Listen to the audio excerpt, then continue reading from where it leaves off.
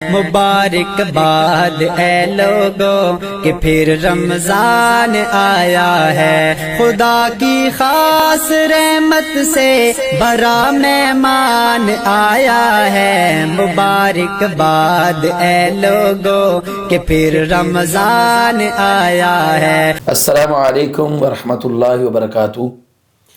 बिस्मिल्लाहिर्रहमानिर्रहीम। अलकमर टीवी की तरफ से रमज़ानुल मुबारक में प्रोग्राम आलम रमज़ान की तरफ से तमाम नाज़रीन को खुश आमदीद है और हमारे लिए बड़ी खुशबख्ती की अलामत है और अल्लाह सुब्हानहू तआला का फज़ल व करम और शुक्र है कि उसने दोबारा हमें ये मौका अता किया कि हम इस माह मुक़द्दस की जो है रहमतों को और बरक़ात को समेट कर अल्लाह सुब्हानहू तआला के यहाँ अपनी बख्शिश का सामान तैयार कर लें।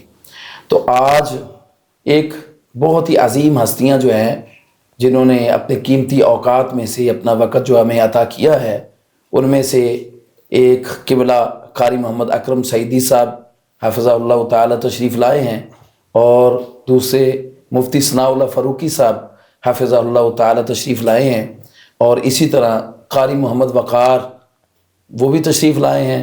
इनको हम अलकमर टीवी की तरफ से दिल की अता से खुश आमदीद कहते हैं। अहलन व सहलन मरहबा।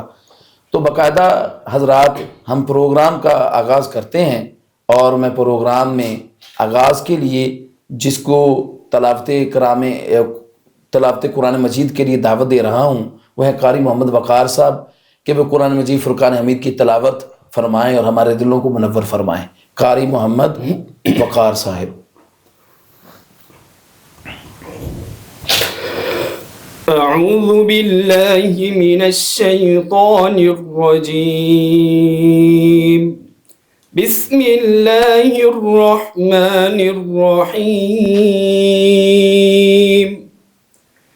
लिल्लाहि मा फिस समावाति व मा फिल अर्द व इन तुब्दू मा फी अनफुसिकुम औ तुख्फूहु युहासिबकुम बिहिल्लाह फयग़फ़िरु लिमन यशाअ व युअज़्ज़िबु मन यशाअ वल्लाहु अला कुल्लि शैइन क़दीर। आमन अर्रसूल बिमा उन्ज़िल इलैहि मिर रब्बिहि वल मुअ्मिनून कुल्लुन आमन बिल्लाहि व मलाइकतिहि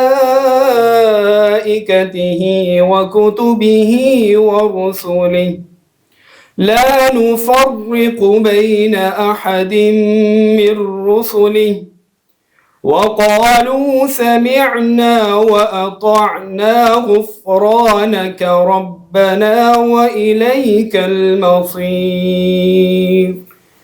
ला युकल्लिफ़ुल्लाहु नफ़्सन इल्ला वुस्अहा लहा मा कसबत व अलैहा मक्तसबत रब्बना ला तुआख़िज़ना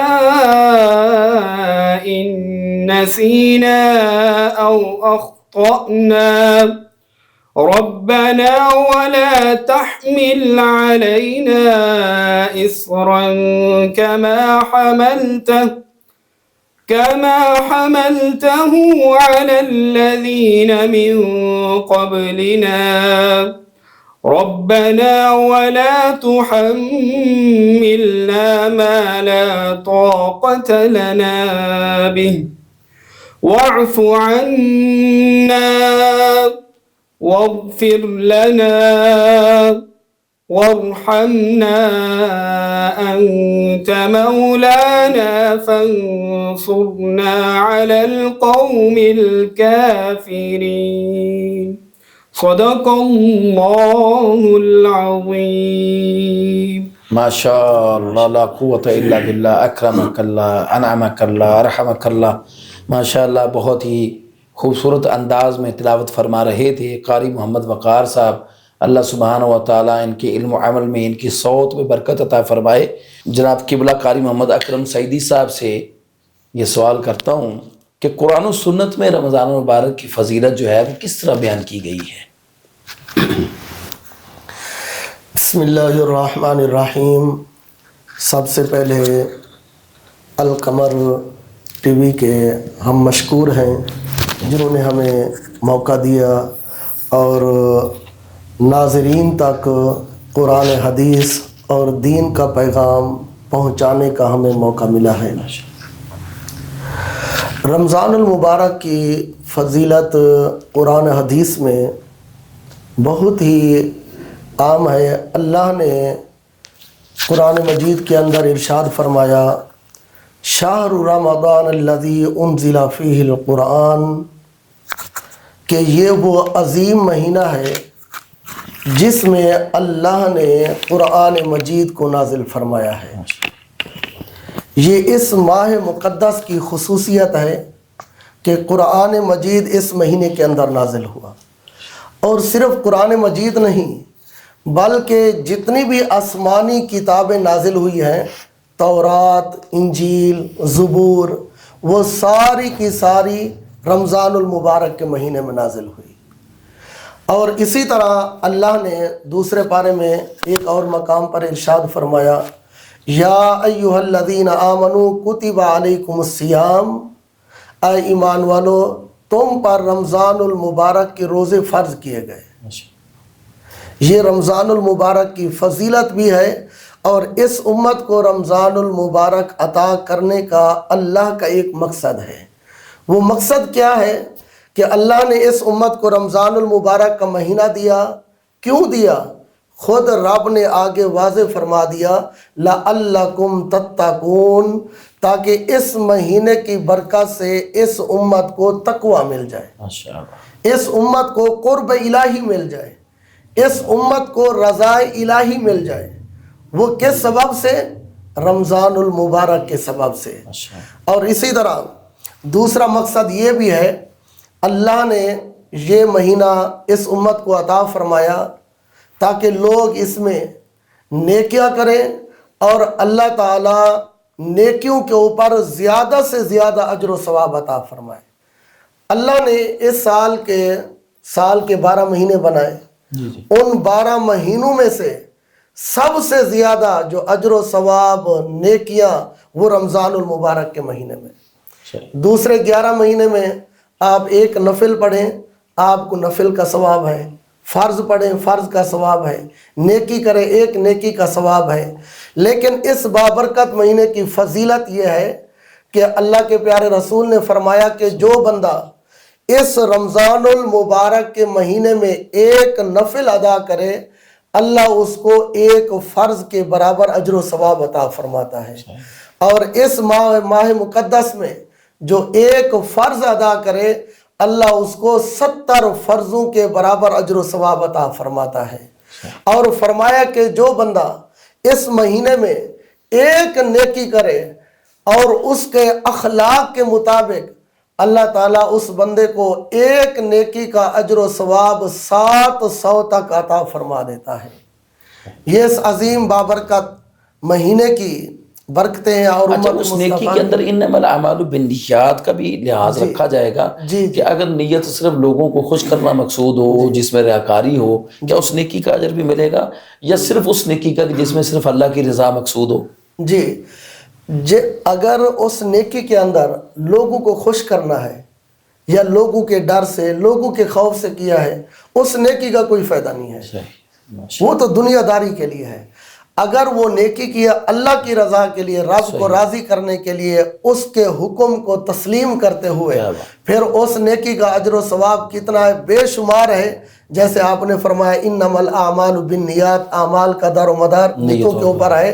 تو جیسے بندے کی نیت زیادہ اخلاق والی اور اللہ کے خوف کے اندر اس کی نیت کے ڈوبی ہوتی ہے، زیادہ خوف خدا، پھر اس کے مطابق اللہ تعالیٰ اجر و ثواب بڑھاتا جاتا ہے۔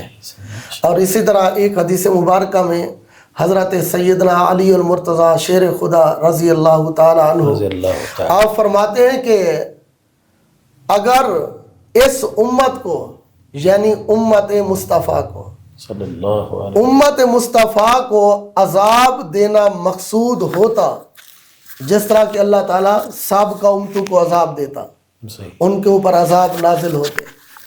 تو حضرت مولا کائنات علی المرتضیٰ فرماتے ہیں اگر اس امت کو عذاب دینا مقصود ہوتا تو اللہ کبھی بھی اس امت کو رمضان المبارک کا مہینہ اور سورۃ اخلاص عطا نہ فرماتا. صحیح.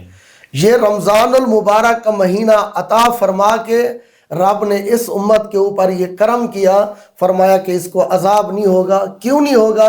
اس بابرکت مہینے میں وہ نیکیاں کریں گے، اللہ صاحب کا ان کے سارے گناہ معاف فرما دے. صحیح. ماشاء اللہ. یہ تھے جی قاری محمد اکرم سعیدی صاحب جو قرآن و حدیث کی روشنی میں، قرآن و سنہ کی روشنی میں جو فضیلت رمضان بیان کر رہے تھے. مفتی ثناء اللہ فاروقی صاحب، آپ کا اس کے بارے میں کیا ہے کہ اللہ نے قرآن کے اندر یا رسول اللہ صلی اللہ علیہ وسلم کے فرمان اقدس کے اندر کس طرح رمضان کے تناظر کو، اس کا سینیریو کیا بیان کیا گیا ہے، کس طرح اس کی فضیلت کو اللہ تعالیٰ نے مزین کر کے بیان فرمایا ہے؟ محترم علامہ سلمان نیر صاحب، سب سے پہلے تو آپ کا شکریہ ادا کرتا ہوں اور القمر ٹی وی کا بھی شکریہ ادا کرتا ہوں کہ جن کے توسط سے الحمدللہ قرآن و سنت کی بات لوگوں تک پہنچ رہی ہے. اللہ تعالیٰ قبول فرمائے، آمین. اس پروگرام کو ہم سب کے لیے صدقہ جاریہ بنائے. آمین. الحمدللہ والصلاۃ والسلام علی رسول اللہ اما بعد. اللہ تعالیٰ نے قرآن مجید کے اندر فرمایا یا ایھا الذین آمنوا کتب علیکم الصیام کما کتب علی الذین من قبلکم لعلکم تتقون. اے ایمان والو، تم پر روزے رکھنا ایسے ہی فرض کیا گیا جیسے تم سے پہلے لوگوں پر فرض کیا گیا تھا، تاکہ تم تقوی اختیار کرو. رمضان کی فضیلت اللہ رب العالمین نے جو بیان کی ہے، اگلی آیت مبارکہ جس طرح محترم میرے جو ساتھی ہیں انہوں نے پڑھی کہ شہر رمضان الذی انزل فیہ القرآن، کہ یہ قرآن کے نزول کا مہینہ ہے. اور پھر قرآن کے نزول کی جب ہم بات کرتے ہیں تو پھر ہم وہ لیلہ مبارکہ کا بھی تذکرہ کرتے ہیں جس میں قرآن نازل ہوا. بالکل. اور اللہ رب العالمین نے اس کو کہیں انا انزلناہ فی لیلۃ مبارکہ کہہ کے پکارا، کہیں انا انزلناہ فی لیلۃ القدر کہا. یعنی اس ماہ مبارک کی فضیلت اور عزت و عظمت کا یہ شان اور مقام یہ ہے کہ اس کے اندر ایک ایسی رات ہے جس کی عبادت 1000 مہینے کی عبادت سے زیادہ بہتر ہے. کیا بات. اور رسول اللہ صلی اللہ علیہ وسلم نے فرمایا من صام رمضان ایمانا و احتسابا غفر له ما تقدم من ذنبی. جو شخص رمضان کا روزہ رکھتا ہے ایمان کے ساتھ اور ثواب کی نیت سے، گناہ بخشوانے کے لیے، اس کے پچھلے سارے گناہ معاف کر دیے جاتے ہیں. ایسی وَإِذَا من قام رمضان ایمانا واحتسابا، جو رمضان کی رات کا قیام کرے گا ثواب کی نیت سے، گناہ بخشوانے کے لیے اور ایمان کے ساتھ، اس کے بھی پچھلے سارے گناہ معاف کر دیے جاتے ہیں. صاحب اگر روزہ ایک بندے نے رکھ لیا ہے لیکن اس کو ایمان کا علم نہیں ہے، فرض مال کی ہماری میجورٹی جو امت مسلمہ کے مسلم ہیں وہ تو جانتے ہی نہیں ہے کہ ایمان کیا شے ہے. اگر ہم اس کی بات میں جائیں تو یہ ایک بڑا طویل موضوع ہے. ہم اس سے پہلے اگر لفظ مسلم کی بات کریں تو لفظ مسلم کو ان کو علم نہیں ہے صحیح معنی. لیکن ایک بندے نے روزہ رکھ لیا اللہ کی رضا کے لیے، اٹس مین کہ یہ وہ واحد عمل ہے کہ اب دیکھیں کہ ہر بندہ جو ہے عمل جو ہے نا وہ اللہ سے چھپ کر کو گناہ کر لیتا ہے اور پھر معافی مانگ لیتا ہے، سر عام بھی کرتا ہے. روزہ رکھا ہوا ہے، وضو کر رہا ہو یا ویسے پانی کا گھونٹ پی رہا، کون اس کو دنیا میں دیکھ رہا ہوتا ہے، مگر اس کا یہ ڈر ہوتا ہے کہ نہیں یار میں نے اللہ کے لیے رکھا ہے. اب یہ ایک الگ بات ہے. مگر اب ایمان تو اور تناظر میں ہے کہ اس کے لیے مکمل اور خالص ایمان، ٹھوس ایمان کا ہونا ضروری ہے. یہ ٹھیک ہے بندے نے روزہ رکھ لیا، صبح رکھا شام کو کھول لیا، فرض اس نے نمازیں بھی پڑھی نہ پڑھی، کبھی پڑھنی کبھی نہ پڑھی، یہ صلاۃ التراویح ادا کی نہ کی، قیام اللیل میں بھی وہ اتنا شامل نہ ہوا. جیسے کہ ابھی آپ نے فرمایا ہے کہ جو من صام رمضان ایمانا و احتسابا، پھر اسی طرح من قام رمضان ایمانا و احتسابا بھی ہے، دونوں میں غفر له ما تقدم من ذنبی ہے. اس کے لیے ایمان کا کس معیار کا ہونا ضروری ہے؟ محترم علامہ صاحب، بات یہ ہے کہ جب ہم قرآن و حدیث کا مطالعہ کرتے ہیں بالکل اس میں یہ بات تو ہمیں بالکل کلیئرلی معلوم ہو جاتی ہے کہ جو اعمال کی قبولیت کی شرائط میں سے بنیادی شرط، اہم ترین شرط وہ ایمان کا ہونا ہے. اللہ رب العالمین نے قرآن مجید میں واضح فرمایا کہ فَمَن يَعْمَلْ مِنَ الصَّالِحَاتِ مِن ذَكَرٍ أَوْ أُنثَىٰ وَهُوَ مُؤْمِنٌ، جو بھی نیک عمل کرے، مرد ہے یا عورت ہے، شرط یہ کہ وہ مومن ہو. اللہ واہ کیا بات. اگر ہم غور کریں تو اعمال کی قبولیت کی 3 شرطیں ہیں بالکل میں جہاں تک سمجھا ہوں. جی پہلی شرط ایمان ہے. ایمان ہے. اور دوسری شرط کیا ہے کہ جس طرح آپ نے پہلے بھی بات کی خلوص نیت ہے. خلوص نیت. اور تیسری شرط یہ ہے کہ وہ عمل سنت کے مطابق. سنت کے مطابق. ان تین شرائط میں سے ایک شرط بھی اگر نکل جاتی ہے تو وہ عمل قابل قبول نہیں رہتا. میں اس کو اس بات سے بھی تعبیر کرتا ہوں سمجھنے کے لیے کہ ایمان جو ہوتا ہے نا یہ عمل کی روح ہے. عمل کی روح ہے. جس طرح انسان روح کے بغیر مردہ ہے، اس کی کوئی حیثیت نہیں ہے، ایسے ایمان کے بغیر عمل کی کوئی حیثیت نہیں ہے. بالکل. اسی طرح اس کو اس انداز سے بھی بات سمجھ لیتے ہیں کہ اللہ رب العالمین نے قرآن مجید میں فرمایا کہ الیہ یصعد الکلم الطیب والعمل الصالح یرفعہ. اللہ رب العالمین کے پاس ہر کلمہ طیبہ جو ہم بولتے ہیں، ہر عمل صالح جو ہم کرتے ہیں وہ اٹھ جاتا ہے، آسمان کی طرف چلا جاتا ہے. اور آسمان کی طرف جب کوئی چیز جاتی ہے، کوئی چیز اڑتی ہے، تو ہم دیکھتے ہیں کہ انسان ہیں، باقی جانور بھی ہیں، ان میں کچھ ایسے پرندے بھی ہیں جو اڑتے ہیں آسمانوں کی فضاؤں میں بلند ہوتے ہیں. تو ان میں اور باقی جانوروں میں کیا فرق ہے، کس چیز کی کمی ہے؟ کوئی بھی پرندہ جو اڑتا ہے نا اس کے لیے ضروری ہے کہ اس کے اندر تین چیزیں ہوں. ایک تو یہ ہے کہ اس کے اندر روح موجود ہوگی، روح ہوگی تو اڑے گا. بالکل صحیح. ایسے ہی دوسرا دو پر ہونے چاہیے. تو روح جو ہے نا وہ ایمان ہے. ایمان ہے. ایک پر خلوص نیت ہے، ایک پر اس کا سنت ہے. کیا بات ہے جی. اب یہ تین چیزیں ہوں گی تو یہ اڑ سکتا ہے، یرفعہ پھر جا سکتا ہے. دیکھیں رسول اللہ صلی اللہ علیہ وسلم نے فرمایا کہ تین لوگ ایسے ہیں صلاتہن، ان کی جو نماز ہے لا تجاوز صلاتہن آذانہن، ان کے کانوں سے اوپر نہیں جاتی. اللہ. کیا مطلب کانوں سے اوپر؟ قوت پرواز ہی نہیں ہے. قوت پرواز ہی نہیں. قوت پرواز کیسے ہوگی؟ جب ایمان ہوگا، ایمان ہو. جب سنت کے مطابق ہوگی، جب اخلاص ہوگا. اچھا اب مسئلہ یہ ہے کہ یہ تو بات کلیئرلی ہے کہ ایمان کے بغیر عمل قبول نہیں ہے. قبول نہیں ہے. اب ہمارے ہاں جس طرح آپ نے بھی سوال میں بات کی، میں معذرت کہ آپ کی بات کو کاٹ رہا ہوں، مجھے اچانک یاد آ گیا، ہم نے آپ لوگوں سے سنا ہوا ہے آمنوا وعملوا الصالحات. اس کی اکاؤنٹیبلٹی میں نے پڑھی تھی کہ اللہ نے 89 مرتبہ قرآن کے اندر فرمایا ہے. تو اعمال صالح کے لیے شرط ہے ایمان کا. ایمان یعنی بنا ایمان کے کوئی عمل بھی اللہ کی بارگاہ میں قبول ہی نہیں ہے. ظاہر بات ہے کہ اظہار ایمان، ایمان کے بعد اظہار ایمان، اور اظہار ایمان کے لیے ایمان، یعنی ایکسٹرنل میٹر سے، ظاہری معاملات سے اگر وہ نہیں ہے تو اس کا مطلب بندے کے اندر ایمان ہے ہی نہیں. ہے ہی نہیں. صحیح.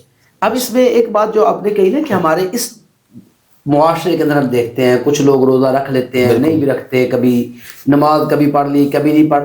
اب ہم نے یہ دیکھنا ہے کہ ان کے اندر ایمان بالکل ہے ہی نہیں یا کچھ ہے. کچھ ہے. تو سب سے پہلے اہم بات سمجھنا یہ ضروری ہے ایمان کے معاملے میں کہ ایمان کوئی جامد چیز نہیں ہے. بالکل. کہ جو ایک خاص مقدار میں ہو.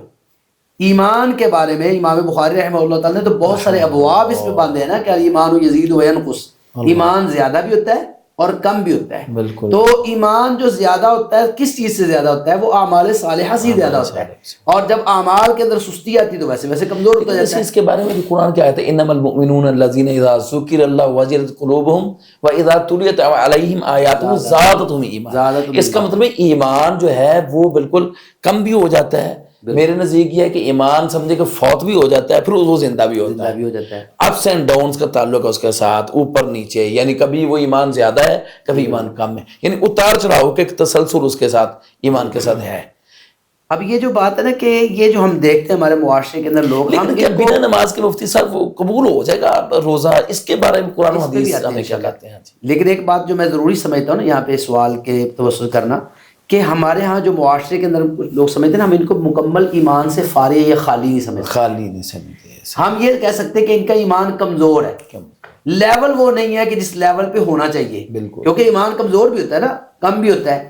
تو جب ایمان کم ہوتا ہے تو اس کا رزلٹ یہی ہے کہ پھر تراویح پڑھ دی کبھی چھوڑ دی. لیکن قرآن کی آیت سے یہ ثابت نہیں ہوتا کہ اعمال صالح اگر ایک بندے کے اندر ہے ہی نہیں، فرض خالی روزہ رکھا ہوا ہے لیکن باقی اعمال صالح ہیں ہی نہیں، پھر ایمان کیسے ہوگا؟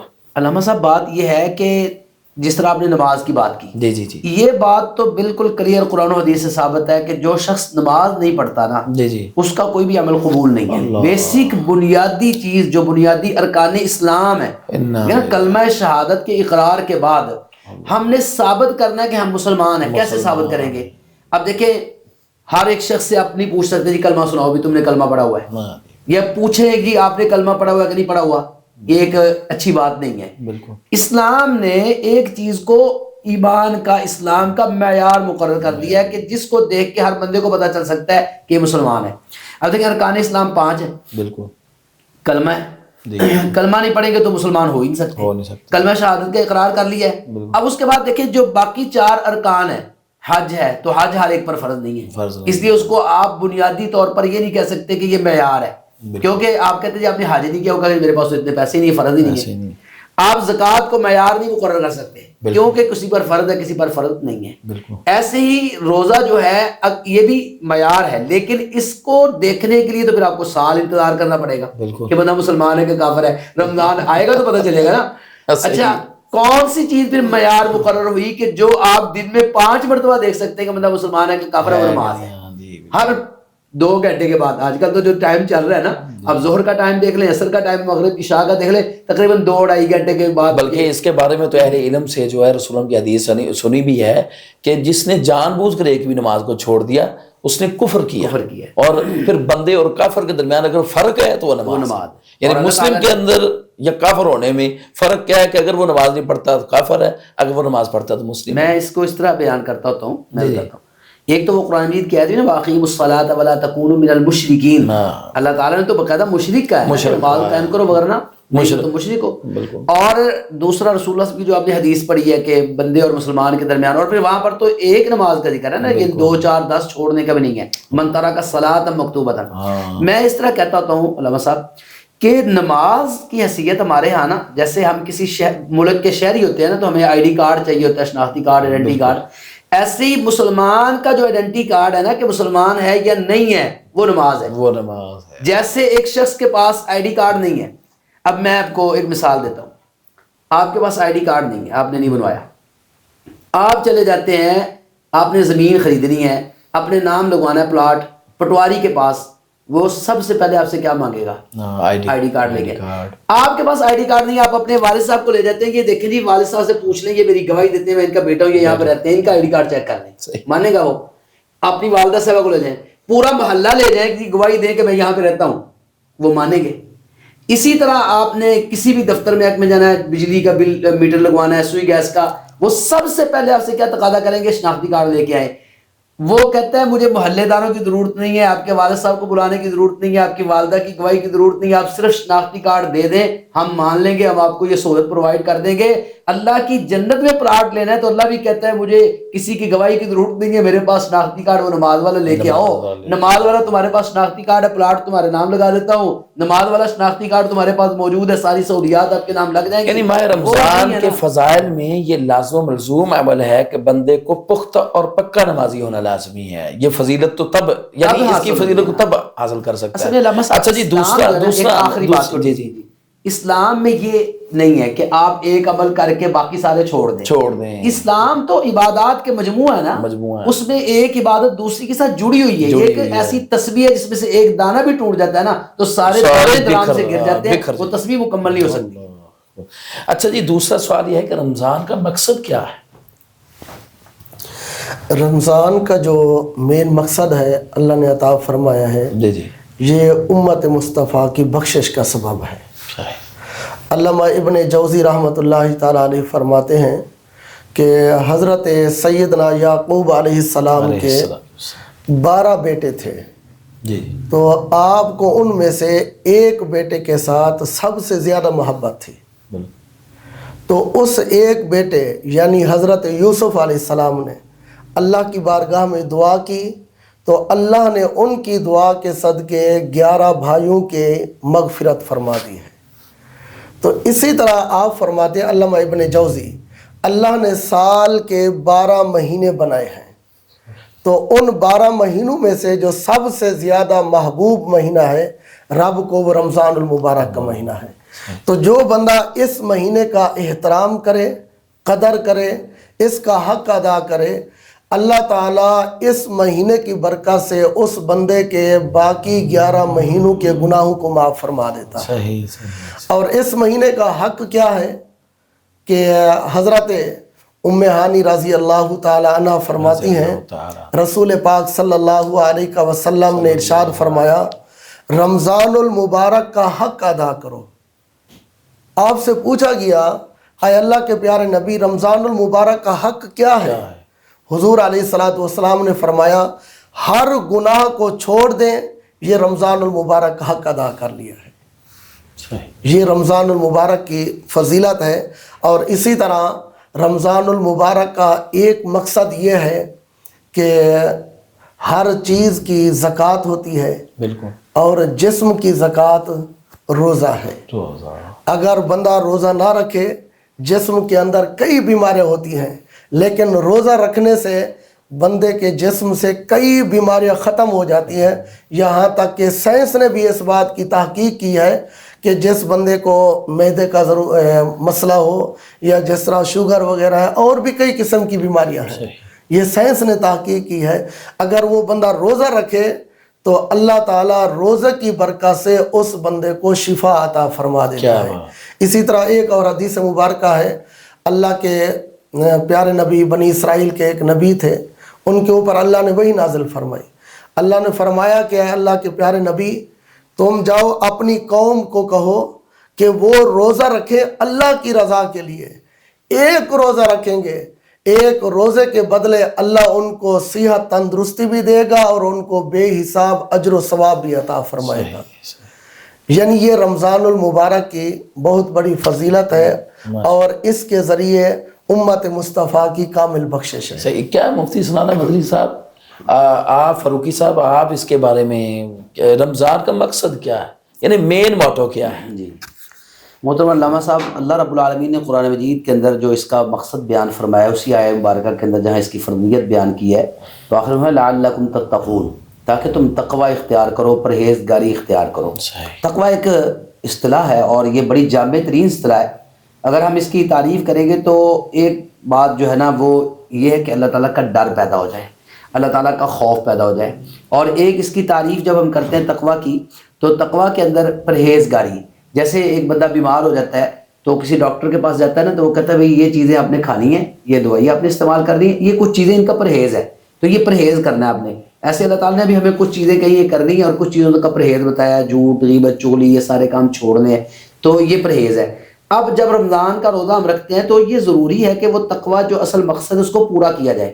اسی لیے تو رسول اللہ صلی اللہ علیہ وسلم نے فرمایا نا کہ جو شخص روزہ تو رکھتا ہے لیکن من لم یدع قول الزور، جھوٹ نہیں چھوڑتا، غیبت چغلی نہیں چھوڑتا، گالی دینا نہیں چھوڑتا، جھوٹ بولنا نہیں چھوڑتا، کم تولنا نہیں چھوڑتا، جتنی اخلاقی برائیاں یہ نہیں چھوڑتا، فلیس للہ حاجہ ان یدع طعامہ وشرابہ، اللہ تعالیٰ کو تو اس کے صرف کھانا پینا چھوڑنے کی ضرورت نہیں ہے۔ اصل میں یہ کھانا پینا جو اللہ تعالیٰ نے چھڑایا ہے، اس کی کیا وجہ ہے؟ ہم سمجھتے ہیں کہ شاید روزہ یہ ہے کہ صبح سے لے کے شام تک بھوکے پیاسے رہو بس، باقی ہماری روٹین پوری کی پوری وہ رہتی ہے جو رمضان سے پہلے یا 11 مہینوں میں ہوتی ہے، کوئی چینجنگ تبدیلی ہمارے اندر نہیں آتی، جبکہ اللہ تعالیٰ تو تبدیلی چاہتے ہیں، وہ تقوی والی تبدیلی۔ اب یہ کیا تبدیلی ہے؟ دیکھیں اللہ رب العالمین ہم سے کھانا پینا چھڑاتے ہیں۔ ایک صبح بندے نے سحری کی ہے اور جب شام افطاری کا وقت ہوتا ہے، یہ پچھلے جو سال گزرے ہیں رمضان گرمیوں میں کیا حالت اور کیفیت ہو جاتی تھی، بندے بھاگتے ہیں جلدی جلدی پہنچو جی گھر، دسترخوان بچھا ہوا ہے، سب کچھ بھول جاتا ہے، دکان چھوڑ دی، کاروبار چھوڑ دیا، گھر چھوڑ دیا، بچوں کو بھول جاتا ہے، وہ بس دسترخوان سامنے پڑا ہوا ہے اور یہی فکر سموسے لے آؤ، پکوڑے لے آؤ، یہ فلاں چیز لے آؤ۔ اچھا اب یہ فکر بندہ پوچھو ایسا بھی کیا خاص مہمان آ رہے ہیں؟ وہ کہتے نہیں تمہیں نہیں پتا روزہ رکھا ہوا ہے۔ اچھا افطاری کا وقت ہے جی، افطاری کرنی ہے۔ اللہ کہتا ہے میرے بندے ایک دن تجھے بھوکا پیاسا رکھا ہے، تیری یہ کیفیت حالت ہو گئی، اگر میں اللہ تیرا کھانا ہی بند کر دوں۔ قل ارأیتم ان اصبح ماؤکم غورا فمن یأتیکم بماء معین، بتاؤ تو صحیح کہ اگر یہ پانی زمین کے اندر دھنس جائے، ختم ہو جائے، کون لا سکتا ہے پانی؟ اگر اللہ کھانا ہی بند کر دے، ساری نعمتیں موجود ہو، ساری کائنات موجود ہو، صرف کھانا پینا بند، کب تک بندہ زندہ رہ سکتا ہے؟ اللہ کہتا ہے تو میری رضا کی خاطر وہ کھانا پینا چھوڑ رہا ہے جس کے بغیر تیری زندگی ناممکن ہے، تو وہ گناہ کیوں نہیں چھوڑتا کہ تیری زندگی ضروری نہیں ہے بلکہ تیری زندگی کو تباہ کر رہا ہے؟ اچھا ناظرین کو یہ بتائیں کہ تقوی کا لغوی معنی کیا ہے؟ مجھے اس کے بارے میں ایک ہے کہ پرہیزگاری ہے، وہ پرہیزگاری کس حد تک ہے، یا اصل اس کے ڈیپتھ میں جائیں تو ہمیں اس کا معنی کیا ملتا ہے یا مفہوم کیا ملتا ہے، لغوی معنی ذرا اس کی وضاحت میں کیے دیتا ہوں۔ جی جی پہلے تو میں ایک اس میں نا محدثین کا جو تقوی کا معنی جو بیان کرتے ہیں بڑا خوبصورت ہے، وہ میں بیان کرنا چاہتا ہوں، پھر آگے اس کے مزید وضاحت کروں گا۔ محدثین کے ہاں جو تقوی اصطلاح ہے، جب وہ حدیث قبول کرتے ہیں تو صحت حدیث کی شرائط میں ایک تقوی ہے، تو وہاں پر وہ جو تقوی کی جو متقی ہوتا ہے نا جو، تو اس کی جو ڈیفینیشن انہوں نے بیان کی وہ یہ ہے کہ تقوی وہ ملکہ ہے جو انسان کے اندر نیکیوں کی محبت پیدا کرتا ہے اور برائیوں کی نفرت پیدا کرتا ہے۔ جب آپ کے اندر تقوی آ جاتا ہے نا تو دو کام ہوتے ہیں، نیکیوں سے محبت ہو جاتی ہے، نیکیاں آسان ہو جاتی ہیں، نیکیوں کا شوق پیدا ہو جاتا ہے، اور برائیوں سے نفرت پیدا ہو جاتی ہے۔ اور پھر وہ حدیث کے اندر جو سیدنا عمر فاروق رضی اللہ تعالیٰ عنہ کی ہے روایت، اس کے اندر جو اس کی تعریف بیان کی گئی، ڈیفینیشن بڑی خوبصورت ہے کہ ایک شخص جا رہا ہے، ایک چھوٹی سی پگڈنڈی ہے، چھوٹا سا راستہ ہے، اب اس راستے کے دائیں بائیں وہ کانٹے دار جھاڑیاں ہیں، دائیں بائیں ہر طرف کانٹے ہی کانٹے ہیں، جس طرح وہ ہم دیکھتے ہیں کہ اوپر آ جاتے ہیں۔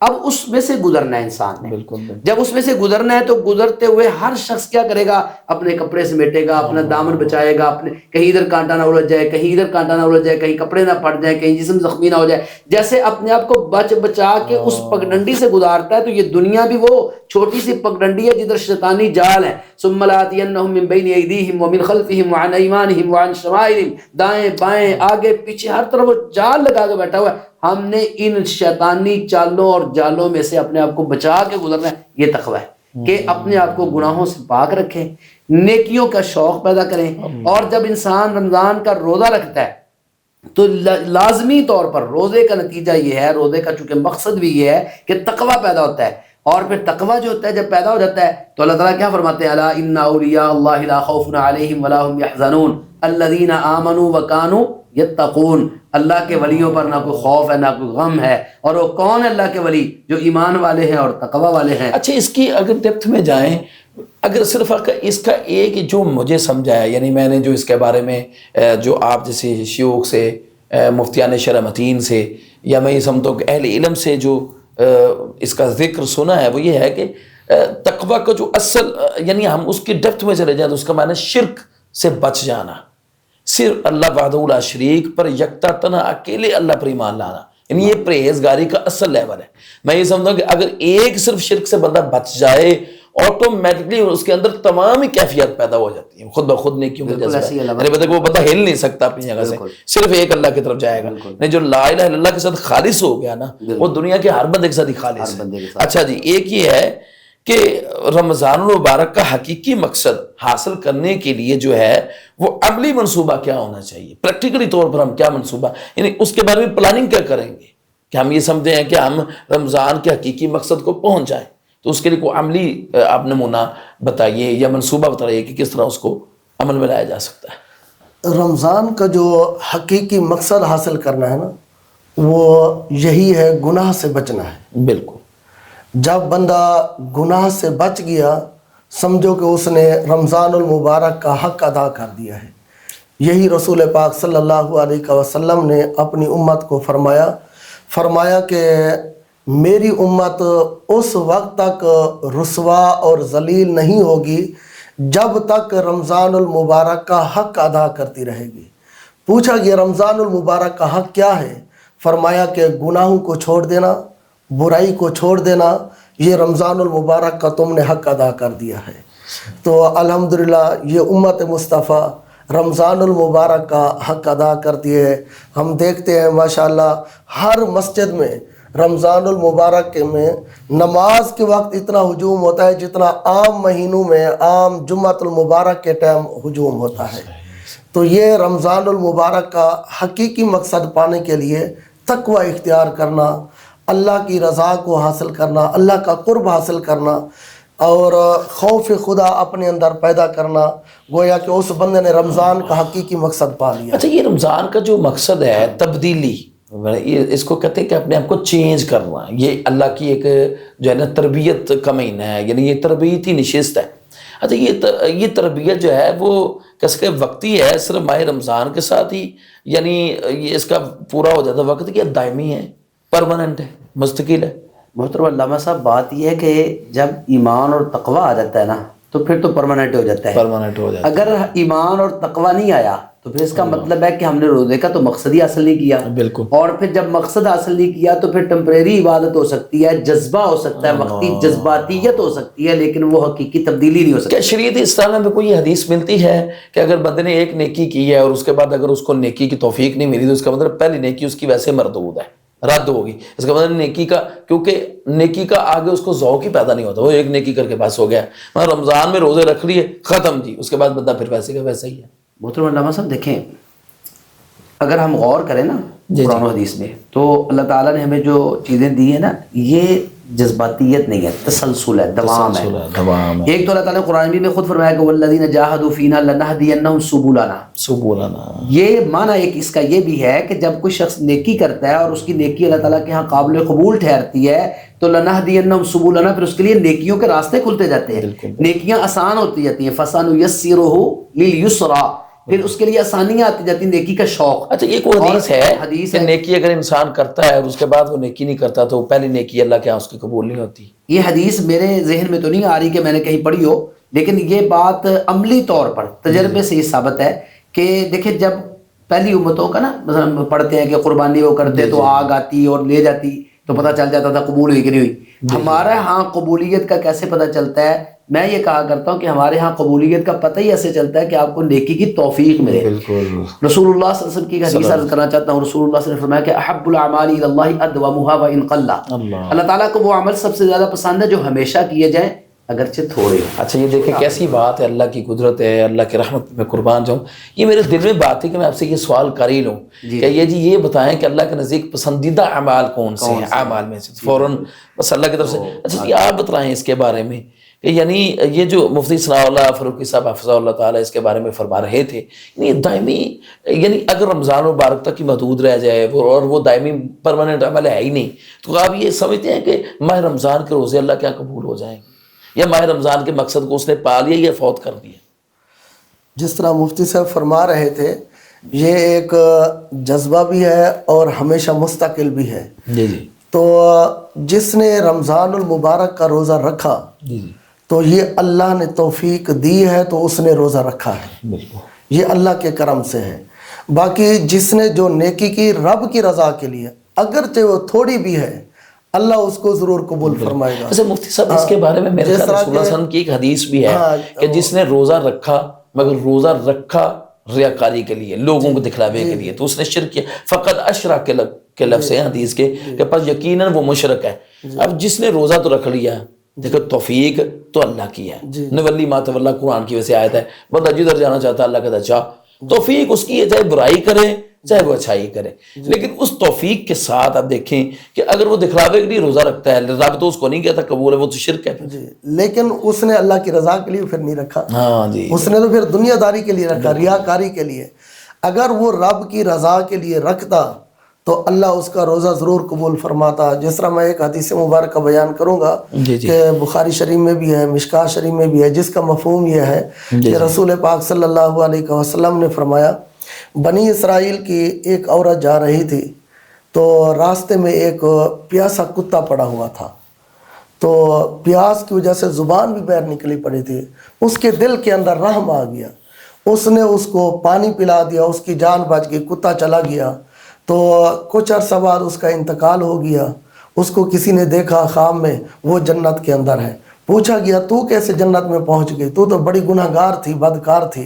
اس عورت نے کہا، میں نے ایک پیاسے کتے کو پانی پلایا، اللہ کو وہ میرا عمل پسند آیا، قبول کیا، اس کے بدلے رب نے مجھے جنت میں بھیج دیا. کیا بات. ٹھیک. تو اسی طرح روزہ بندہ رکھتا ہے اگر اس کی نیت ہے اللہ کی رضا، رب کی رضا ہے، کسی کا ڈر نہیں ہے، دکھلاوا ریاکاری نہیں ہے، شہرت مقصود نہیں ہے، لوگ میری تعریف کریں گے فلاں روزے دار ہے. یا اسی طرح کئی لوگ نمازیں پڑھتے ہیں، کوئی کسی کے ڈر سے، کوئی فیکٹری میں، مل میں، کارخانے میں، دکان پہ کام کرتا ہے. کئی ایسے لوگ بھی دیکھتے ہیں وہ آ جاتے ہیں بھی چلو جائیں گے نماز پڑھیں گے، کوئی 10 منٹ 20 منٹ سکون کر کے آ جائیں گے.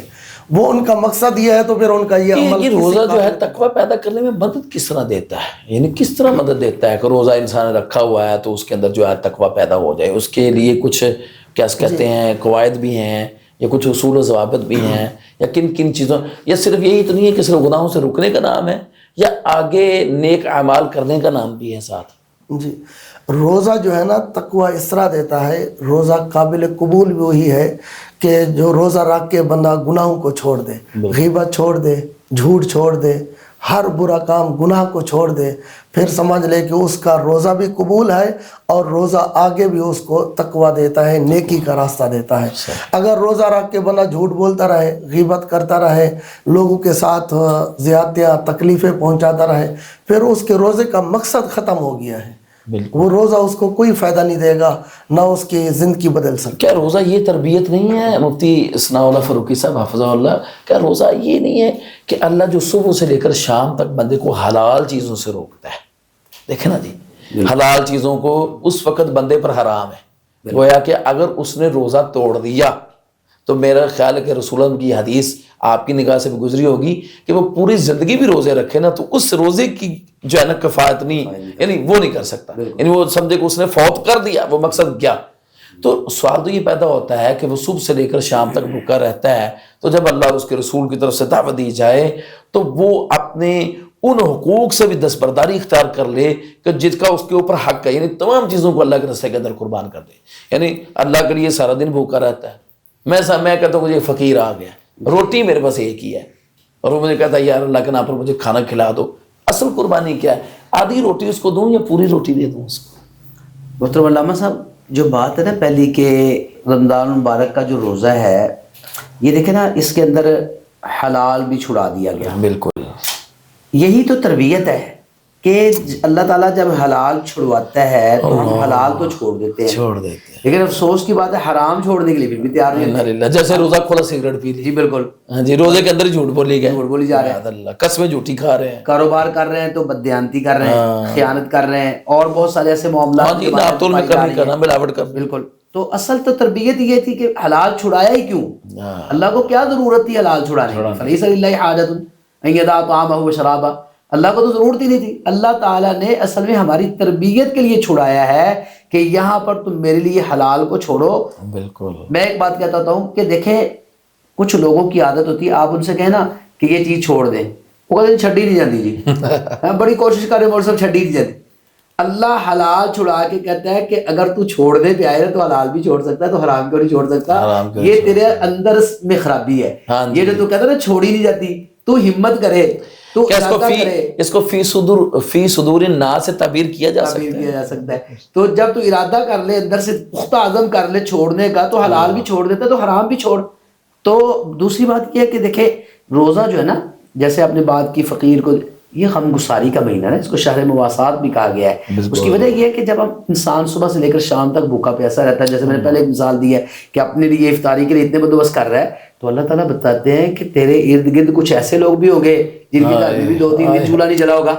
اگر تو ایک دن بھوکا پیاسا رہے تو اپنی پیاس بھوک مٹانے کے لیے اتنے انتظامات کر رہا ہے، تو تیرے لیے لازم ہے جو تیرے دائیں بائیں لوگ ہیں ان کے لیے بھی تو انتظام۔ میرا خیال ہے پوری اسلام کا جو خلاصہ ہے نا قرآن و سنہ کا، جو میں سمجھتا ہوں بہرحال یہ کم فہمی بھی ہو سکتی ہے ایک، کہ جو پوری شریعت اسلام کا جو نچوڑ ہے نا بالباب، جو اس کی جڑ ہے وہ ہے بھوکے کو کھانا کھلانا اور ننگے کو لباس پہنانا۔ وہ رسول اللہ صلی اللہ علیہ وسلم کی جو بات کہی، بہت بڑی بات کہی نا، کہ قیامت والے دن اللہ تعالیٰ اپنے بندے کو اپنے سامنے کھڑا کر کے پوچھیں گے کہ میں بھوکا تھا، صحیح حدیث ہے، میں بھوکا تھا، تو نے مجھے کھانا کیوں نہیں کھلایا؟ وہ کہے گا اللہ یہ تو تیری شان کے لائق ہی نہیں کھانا کھانا، تو خالق رازق، تو دینے والا ہے۔ اللہ کہے گا میرا بندہ بھوکا تھا، تو نے اس کو نہیں کھلایا، اگر تو اس کو کھانا کھلاتا تو آج میرے پاس پاتا۔ ایسے ہی پھر وہ آگے، میں پیاسا تھا، میں بیمار تھا، تو نے بیمار پرسی نہیں کی، مجھے لباس کی ضرورت تھی، تو نے لباس نہیں دیا۔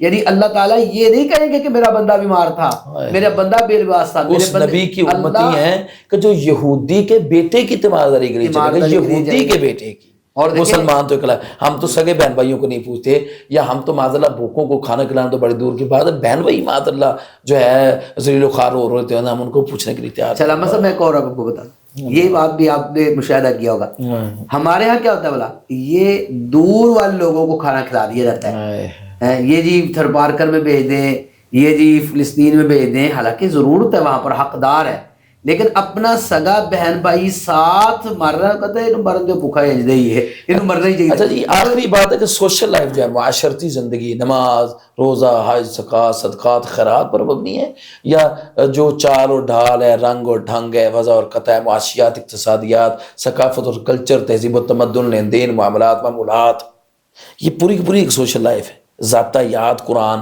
اور ہمیں رسول اللہ کا فرمان دیتا ہے. تو مراد یہ کہ روزمرہ زندگی کے معاملات میں بھی تقوی ہونا چاہیے. یہ خالی صرف عبادات میں تقوی ہونا چاہیے, نماز روزے حج زکوٰۃ میں.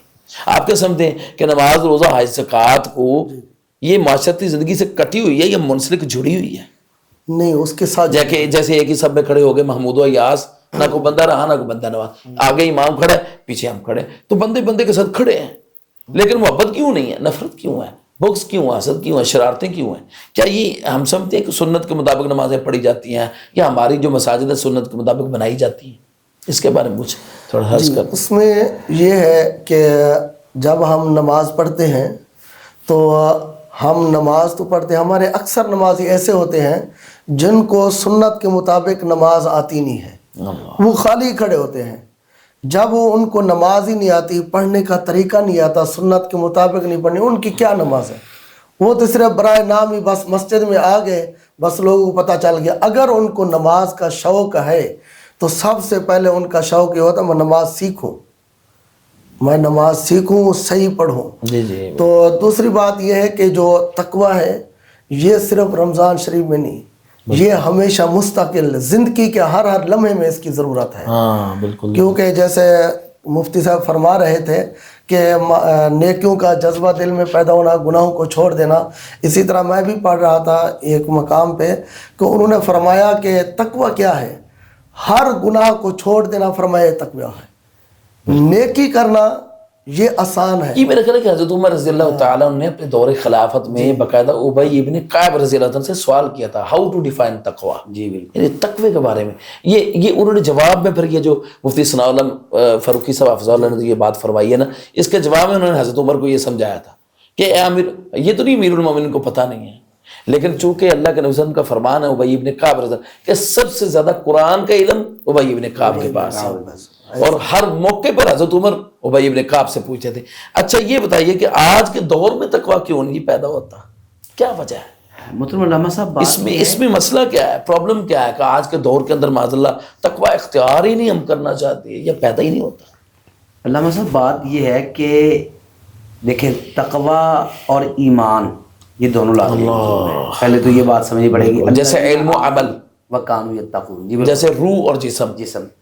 جب ایمان نہیں ہوگا نا تو تقویٰ کیسے ہو جائے؟ ممکن ہی نہیں ہے. سب سے پہلے تو ہمیں اپنے ایمان کی فکر کرنی چاہیے. صحابہ کرام رضوان اللہ علیہم اجمعین جن کے ایمان کی گواہی رب العالمین نے قرآن مجید میں دی ہے, وہ تو ہر وقت اپنے ایمان کی فکر میں رہتے تھے, چھوٹی چھوٹی بات پہ اپنے بارے میں سوچنے لگ جاتے تھے. نافقہ حنظلہ والی روایت آپ پڑھ کے دیکھیں. اب دیکھیں نا قرآن سن رہے ہیں ہم روزانہ ہی الحمدللہ سنیں گے بے شمار لوگ, لیکن اینڈ پہ جا کر بندے ایسے ہی جیسے ڈیڈ ہو گئے, زندہ لاشیں پھر بازاروں میں گھومتے ہیں. مجھے وہ یاد آ گئی جندب بن عبداللہ رضی اللہ تعالیٰ عنہ والی روایت کہ وہ کہنا کہ آؤ یار ایمان تازہ کر لیں. صحابہ کہنے کہ کیا ہمارا ایمان نہیں ہے جی؟ انہوں نے اللہ کو, وہ کہنے کہ آؤ اللہ کو یاد کریں. انہوں نے کہا کیا ہم اللہ, انہوں نے کہا آؤ پہلے ہم اپنے ایمان کو تازہ کریں. کہ ہمارے اندر ایمان نہیں ہے. تو وہ کہتے تھے کہ تعلمنا الایمان ونتعلم القرآن, کہ ہم پہلے ایمان کو سیکھتے تھے پھر قرآن کو سیکھتے تھے. گویا کہ ایمان نہیں تو کچھ بھی نہیں, پاوے قرآن سنتے رہو پاوے جو کچھ مرضی کرتے رہو. نہیں جی, اللہ تعالیٰ آپ کو جزائے خیر عطا فرمائے. بہت شکریہ, دل کی عطا سے خوش آمدید, آپ تشریف لائے, آپ کی تشریف آوری کا شکریہ. اللہ ہمیں برکتوں سے نوازے, اللہ ہمارے علم و عمل میں برکت عطا فرمائے. آپ کا بے زبان محمد سلیمان الہی نیّر صرف آج کے دن نہیں بلکہ آخری رمضان تک اس عالم رمضان پروگرام میں آپ کے ساتھ انشاءاللہ جو ہے وہ ملاقات کرتا رہے گا اور آپ کے سامنے رہے گا. اللہ تعالی ہمیں یہ جو بزرگ ہمارے پاس تشریف لائے تھے, دیکھیں یہ سیکھنے کا ذریعہ ہے. اللہ تعالیٰ ہمیں سیکھ کر سمجھ کر روزہ رکھ کر اور اعمال کو ہمیشہ قائم رکھنے کی توفیق عطا فرمائے. والسلام علیکم ورحمۃ اللہ وبرکاتہ.